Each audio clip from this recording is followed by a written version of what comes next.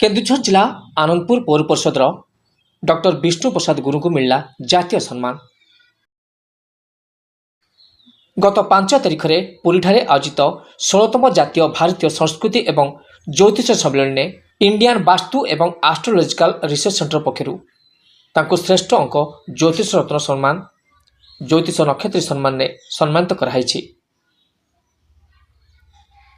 कार्यक्रम में धर्मगुरु डॉक्टर एच.एस. रावत मुख्य अतिथि भाव, विशिष्ट ज्योतिषी के स्वामी, ओडिशार सुनामधन्य ज्योतिषी डॉक्टर निरंजन महापात्र एवं राज्यसभा सांसद सुभाषिष खुंटिया सम्मानित अतिथि भाव उपस्थित थे। डॉक्टर विष्णु प्रसाद को यह जातीय सम्मान ने सम्मानित कर बंधु बांधव परिवार तथा विभिन्न महलू शुभेच्छा तथा अभिनंदन वार्ता समस्त प्रेरण कर। Bureau report OTN TV। ऐसा आप प्रश्न दिखाते हैं हम लोग को। और आजकल वैज्ञानिक जो निकलते हैं पहले से कब से आप गणना करके बोल चुके हैं आगे क्या होगा।